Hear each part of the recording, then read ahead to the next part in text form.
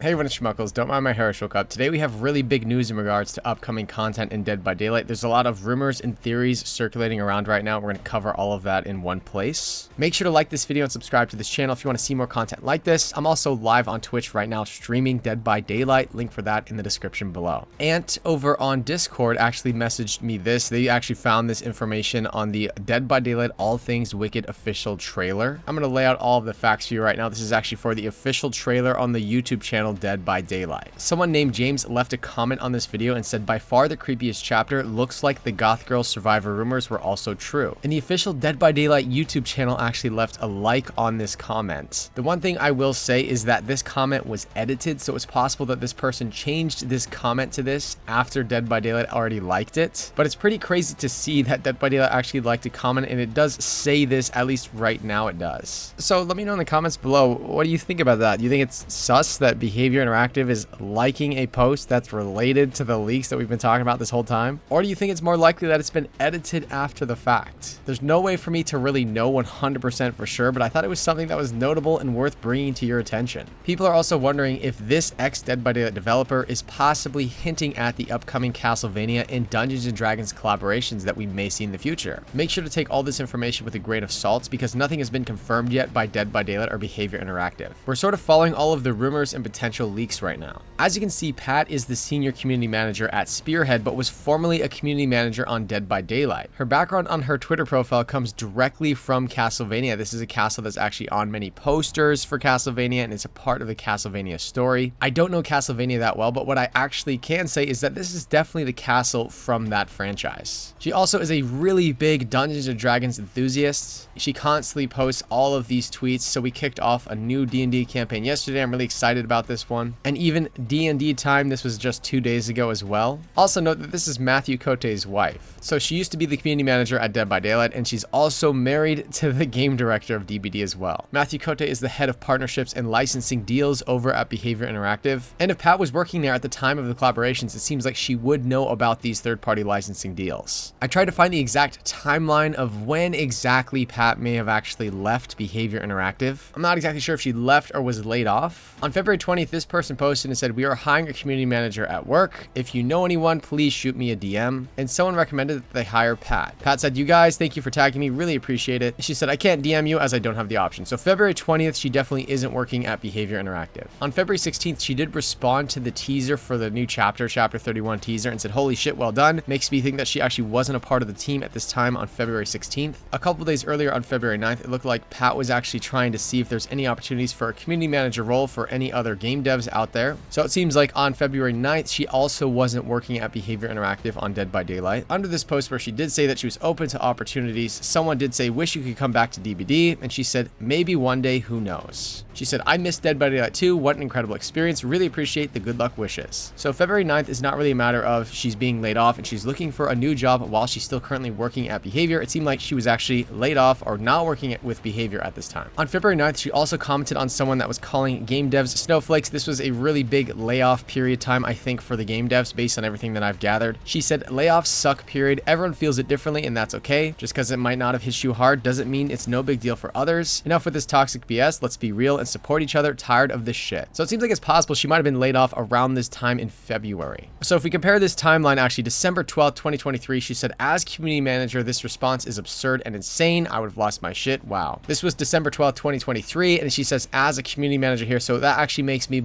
think that she was probably still working at Behavior Interactive at this time, December 12th. So based on this timeline that we've created here, it seems like between mid-December and early February, Pat stopped working at Behavior Interactive. Behavior works 3 to 4 chapters in advance at all times, so it seems like based on this timeline, Pat actually might know if Castlevania and Dungeons and Dragons are coming into the game. So it's possible Pat's in the know for upcoming licensing deals. And just the fact she's saying all these things and has the Castlevania background to her profile picture, that's still not actually absolute. Like, that doesn't fully confirm the leak. She really could just be a Castlevania fan. I just thought it's interesting that we have 2 licenses on our radar that could potentially be upcoming for Dead by Daylight, and there's an ex-developer from Behavior who would probably know about the next licensing deals that seems to be posting things about those licenses. I also checked out Christopher Perkins' Twitter's account. This is a Wizards of the Coast Dungeons and Dragons license holder. To my understanding, he's actually really high up on the hierarchy over there at Dungeons and Dragons. And we can see that there are some Dead by Daylight developers that are actually following Christopher Perkins. We have the current community manager for Dead by Daylight, and we have have the associate art director on Dead by Daylight. I thought it's interesting that these two actually follow Christopher Perkins, but Matthew Cote does not. We know that Matthew Cote is very, very careful with who he follows and who he interacts with on Twitter. It's been used as the basis to predict a lot of collaborations from the past, so Matthew Cote is actually very careful about those kinds of things now. Maybe this could mean that other developers at Behaviour Interactive aren't quite as careful. I also looked at the official Dungeons & Dragons Twitter account just to see what Behaviour devs are following that account. We can see that there's a Dead by Daylight gameplay programmer following this account, Pat is following the account, Not Queen is an ex-Behaviour dev following the account, Matthew Cote is also following the account. Why might Matthew Cote actually decide it's okay to follow Dungeons & Dragons but not okay to actually follow the Wizards of the Coast license holder? One possibility is maybe Matthew Cote and his wife are actually truly Dungeons & Dragons fans. So if there is an upcoming D&D licensing deal coming to DBD, maybe Cote was already following the D&D Twitter account before that even happened, because he's actually truly a fan of that franchise. But following the actual creator and license holder would actually be a step too far. That's one potential possibility for why Cote would be following D&D but not the license holder. Because I know some people are probably thinking Matthew Cote likes to keep a low profile, so it makes no sense for him to be following D&D if that's an upcoming collaboration. But if he truly is a fan of D&D, maybe he just followed that Twitter account way before the collaboration ever happened. But still, make sure to take this information with a grain of salt. We're not 100% sure why any of these things are happening, and we're not even 100% sure that this D&D collaboration is actually happening. The official Dungeons & Dragons YouTube channel also revealed some information about the Vecna Eve of Ruin, everything you need to know about the upcoming D&D 50-year anniversary celebration. In that video, I found a couple interesting moments that I wanted to share. They're talking about all of the things that they have planned for this 50-year anniversary. They didn't explicitly say that they have upcoming collaborations, but they did say a couple notable things. But it wasn't an accident, Todd, that this is the adventure that we settled on for